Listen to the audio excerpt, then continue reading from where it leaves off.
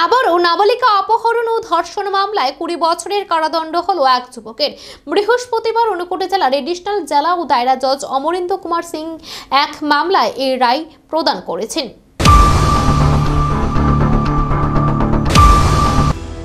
বিগত 25/10/22 ইংরেজি তারিখে শ্রীনাথপুর এলাকার জনৈক নাবালিকাকে সন্ধ্যায় হঠাৎ তার বাড়ির লোক খুঁজে পাচ্ছিলেন না।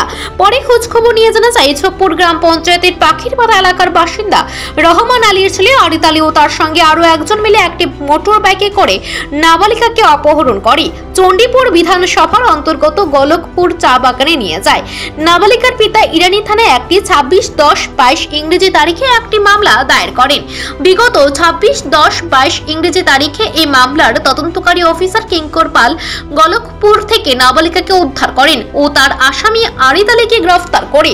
তৎকালীন সময়ে ওসি জাহাঙ্গীর হোসেনের নেতৃত্বে এসআই কিঙ্কর পাল দ্রুত মামলাটির তদন্ত শেষ করে বিগত 30/11/22 ইংরেজি তারিখে স্পেশাল কোর্টে মামলার চার্জশিট জমা করেন। মামলাটি আদালতে স্পেশাল পক্সো 9-23 হিসাবে রেজিস্ট্রি হয়। এই মামলায় দীর্ঘদিন শুনানির পর 4 ডিসেম্বর বুধবার স্পেশাল কোর্টের বিচারক অমরেন্দ্র কুমার সিং মামলাটি রায় দেন। সরকার পক্ষে মামলাটি পরিচালনা করেন পাবলিক প্রসিকিউটর সুনির্মল দেব। মামলায় সরকার পক্ষে মোট 13 জনের সাক্ষ্য গ্রহণ করা হয়।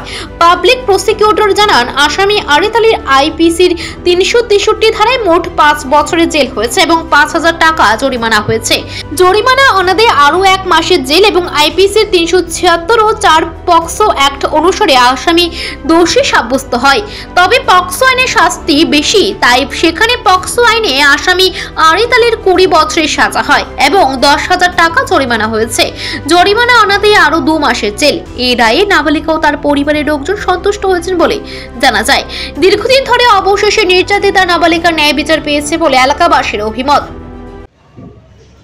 ঘটনাটা হইতেছে 25/10/2022 ইংরেজি তারিখে, যখন ওই ভিকটিমের বাবা মা বাড়িতে আইসেন, তখন তাদের বাড়িতে ওই ভিকটিম মেয়েটারে খুঁজে পাওয়া যাইতেছে না। ভিকটিম মেয়েটার বাড়ি হইতেছে শ্রীনাথপুর আন্ডার ইরানি পিএস। তো তারপরে উনার যে সম্ভাব্য স্থানগুলো আছে আত্মীয় স্বজনের বাড়ি, সব জায়গাতেই উনি খোঁজখবর নিছেন, নিয়ে কোথাও পান নাই। পরবর্তী সময়ে ইনি একটা খবর পাইছেন লোক মারফত যে ওই উনার যে 21% যে মামলা, সে